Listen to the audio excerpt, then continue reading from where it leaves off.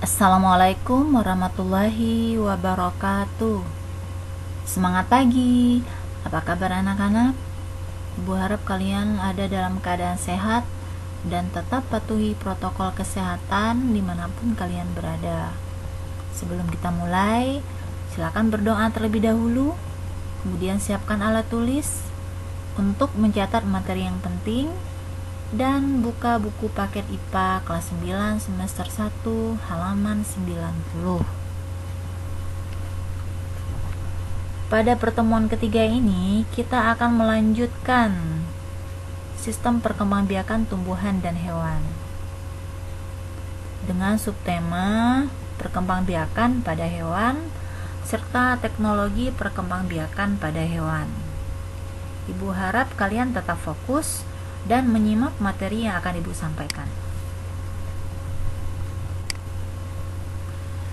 Tujuan dari pembelajaran pada hari ini adalah setelah mengikuti pembelajaran, diharapkan peserta didik dapat yang pertama, menjelaskan macam-macam perkembangbiakan aseksual pada hewan. Yang kedua, memprediksi regenerasi planaria. Yang ketiga, menggolongkan hewan berdasarkan cara perkembangbiakan seksual. Yang keempat, menjelaskan perkembangan beberapa hewan. Yang kelima, membedakan metamorfosis sempurna dan metamorfosis tidak sempurna. Yang keenam, menjelaskan teknologi perkembangbiakan pada hewan. Jadi materi yang akan kita bahas ada perkembangbiakan aseksual pada hewan, perkembangbiakan seksualnya, siklus hidup hewan, kemudian teknologi perkembangbiakan pada hewan. Indonesia adalah negara maritim. Tahukah kamu apa itu negara maritim? Negara yang wilayah lautnya lebih luas dari wilayah daratan.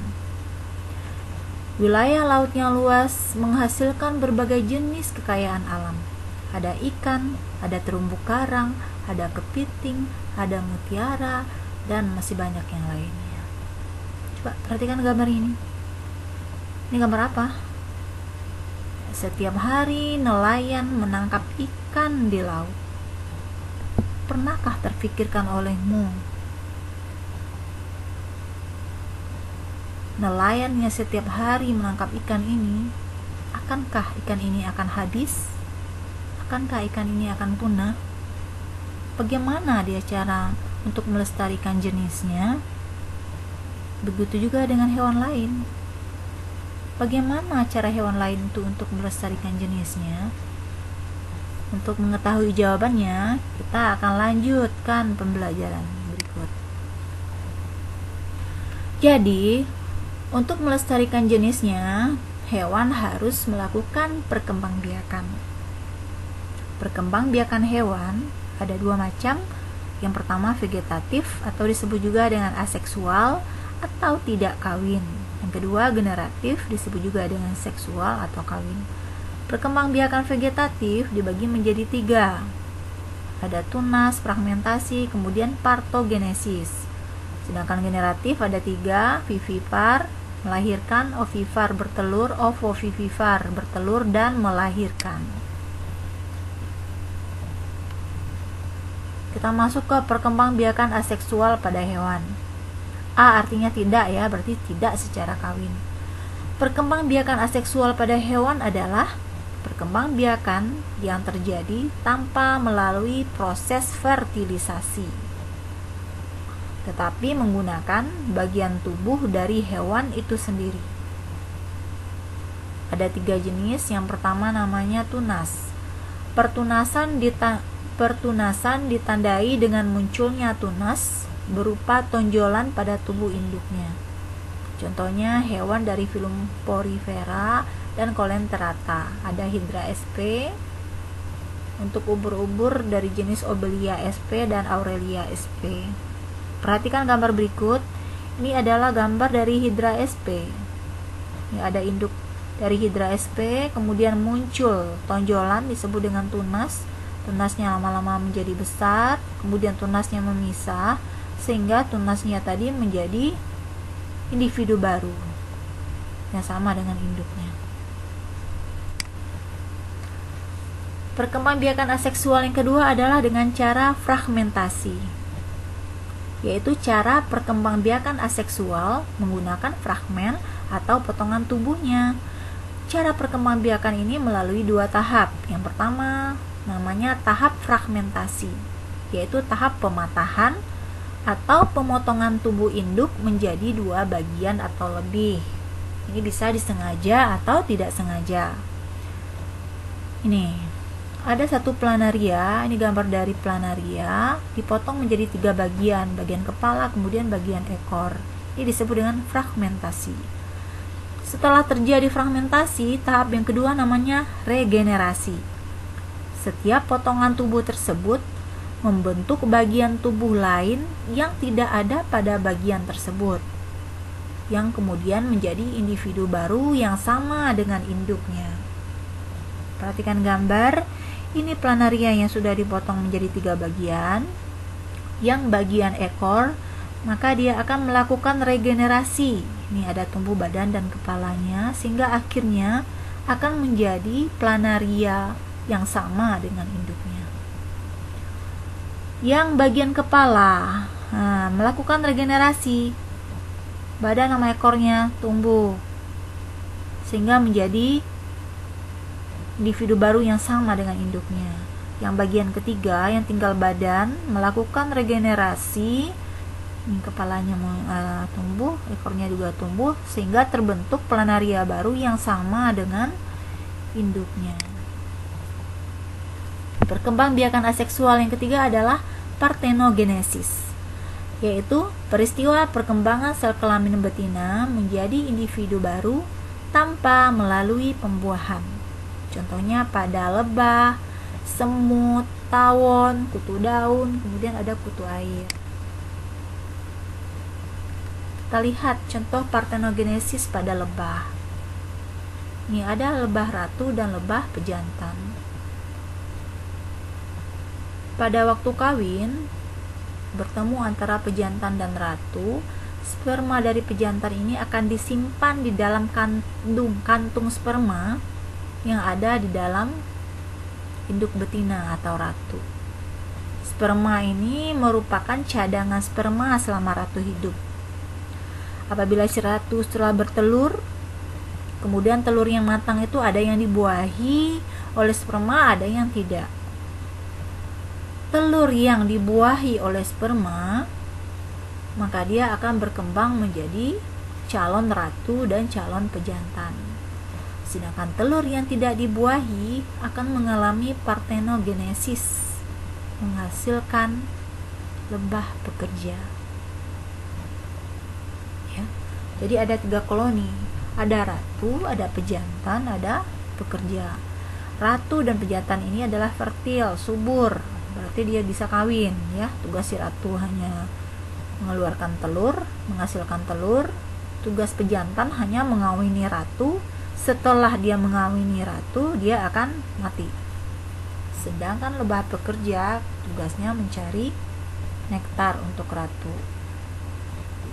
Lebah pekerja ini dia mandul atau steril karena pengaruh lingkungan, yaitu kurang makan.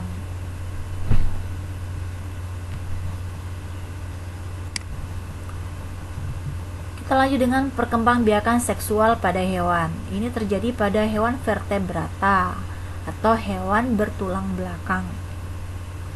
Fertilisasi masih ingat ya, pembuahan pada hewan vertebrata berdasarkan tempatnya dibagi menjadi 2. Yang pertama internal, in artinya di dalam, itu terjadi di dalam tubuh betina. Kemudian eksternal, X artinya di luar, terjadi di luar tubuh betina. Contoh yang mengalami fertilisasi internal ada reptil, burung, ayam, kemudian ada hewan mamalia. Untuk yang eksternal ada ikan, kemudian katak. Ya.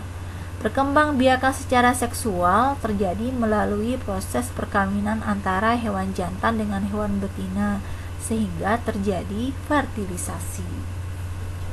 Fertilisasi merupakan peleburan inti sel sperma dan inti sel telur, menghasilkan zigot yang akan berkembang menjadi embrio.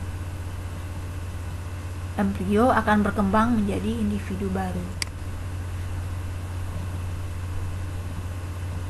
Berdasarkan cara perkembangan dan kelahiran embrionya, hewan vertebrata yang berkembang biak secara seksual dibagi menjadi 3 jenis.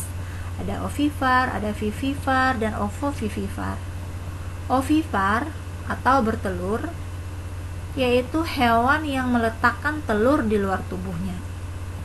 Embrio berkembang di dalam telur dan memperoleh sumber makanan dari cadangan makanan dalam telur. Misalnya ikan, ada burung, ada amfibia, kemudian ada sebagian jenis reptil.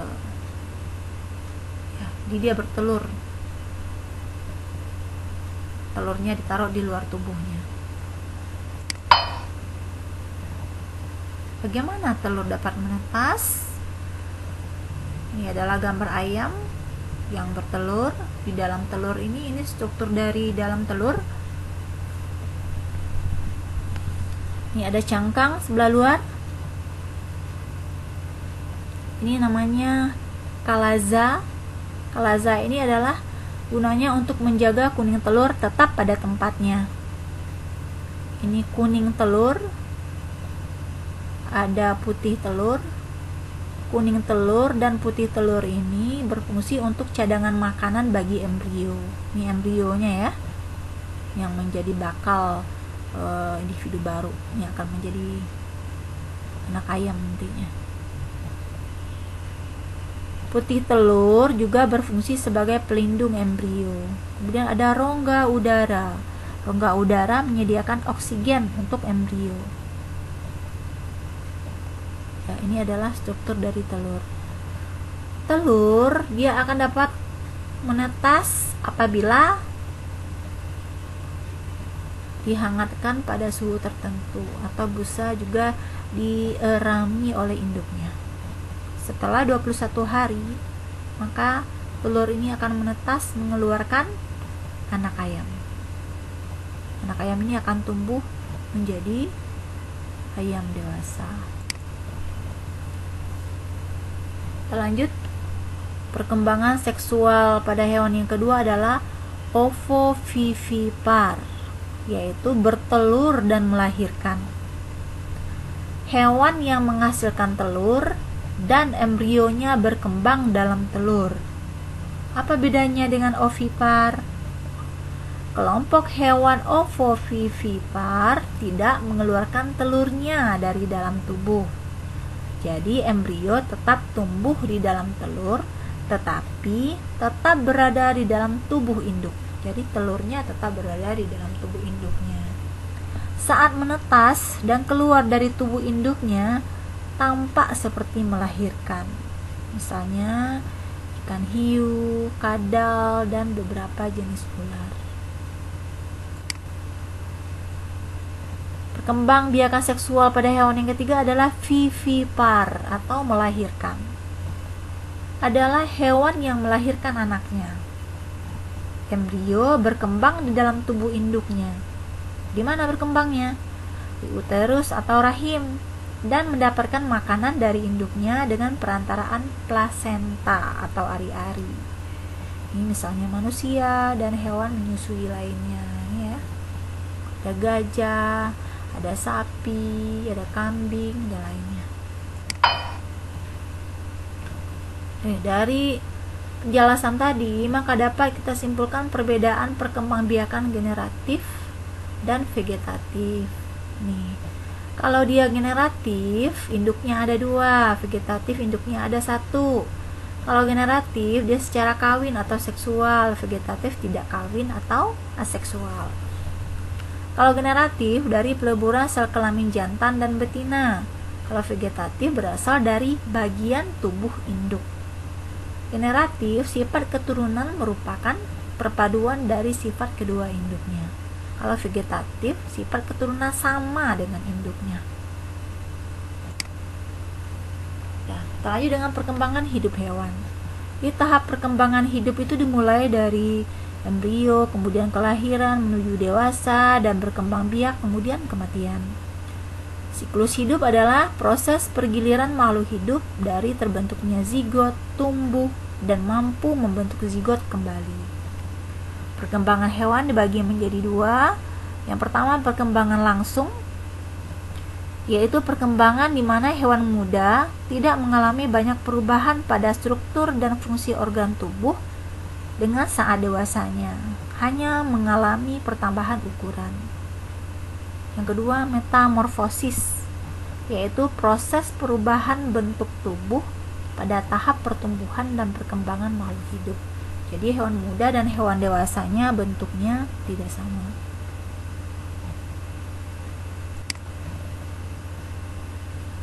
Ya, yang pertama kita bahas tentang metamorfosis.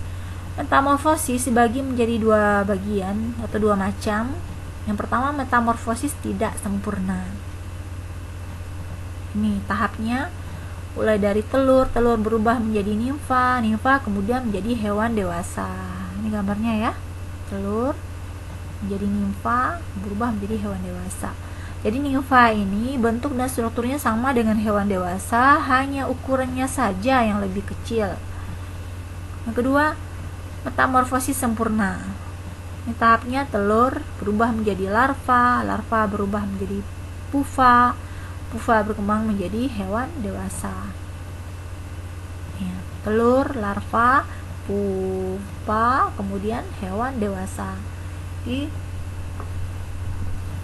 bentuknya tidak sama dengan hewan dewasa, terjadi perubahan struktur bentuk dari hewan muda ke hewan dewasa.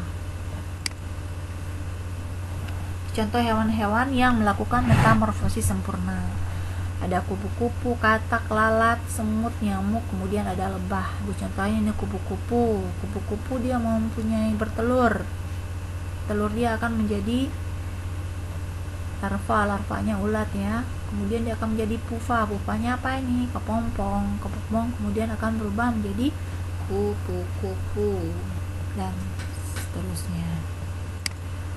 Contoh metamorfosis tidak sempurna misalnya pada belalang, capung, kemudian jangkrik, rayap, kepik, kemudian kecoak.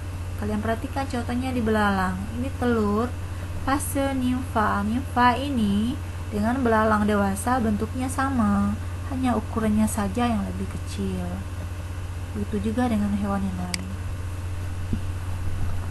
Kita lanjut dengan perkembangan hidup ubur-ubur. Ubur-ubur dapat berkembang biak secara seksual dan aseksual. Jadi seringkali ubur-ubur ini dijumpai dalam bentuk medusa. Ini medusa. Medusa ini berada dalam tahap seksual, yaitu tahap yang menghasilkan sel kelamin.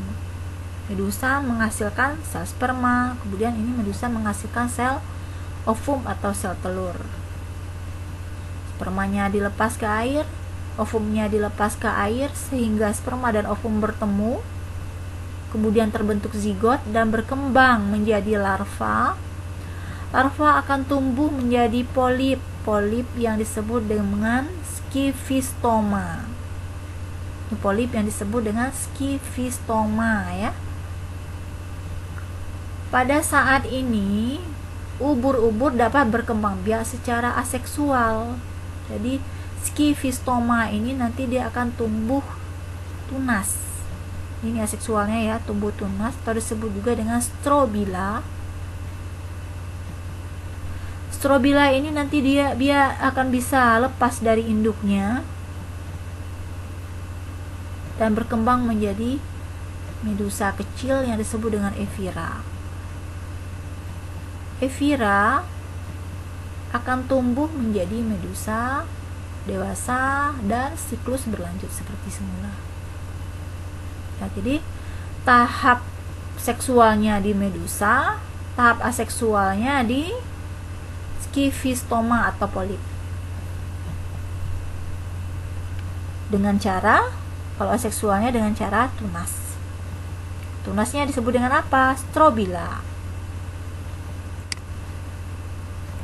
Kita lanjut dengan teknologi reproduksi pada hewan. Jadi ada dua macam yang akan Ibu jelaskan. Yang pertama tentang inseminasi buatan. Inseminasi buatan disebut juga dengan kawin suntik. Adalah proses pemasukan cairan sperma atau semen ke saluran kelamin hewan betina dengan bantuan alat suntik. Ini contoh, ada sapi jantan, diambil spermanya, kemudian dimasukkan ke dalam tubuh sapi betina. Nih, gambar seorang yang sedang melakukan inseminasi buatan. Apa manfaat dari inseminasi buatan ini? Yang pertama, efisiensi waktu dan biaya. Yang kedua, memperbaiki kualitas anakan. Contohnya adalah diambil sel-sel sperma dari sapi Brahmana dari India, kemudian diinseminasikan pada sapi betina lokal.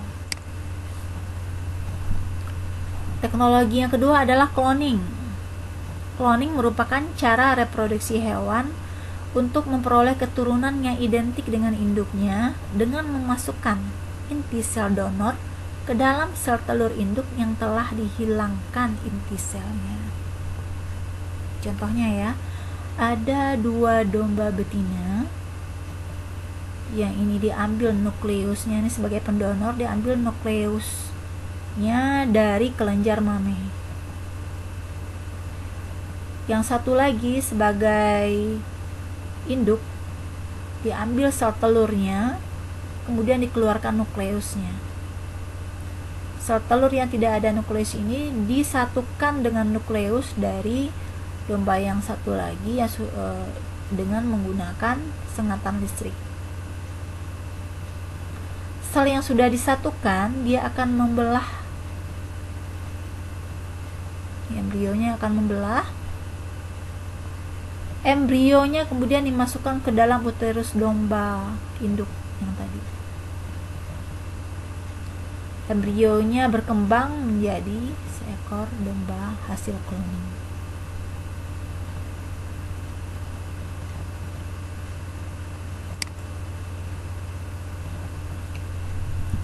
Ya, anak-anak, itulah pembahasan tentang sistem perkembangbiakan pada hewan. Ibu harap kalian dapat memahaminya. Jika kalian kurang paham, bisa diulang kembali penjelasan dari saya. Dan jangan lupa untuk tetap belajar di rumah. Serta jangan lupa untuk melaksanakan atau mengerjakan kuis yang akan Ibu berikan. Sampai ketemu pada pertemuan berikutnya. Ibu ucapkan Assalamualaikum warahmatullahi wabarakatuh.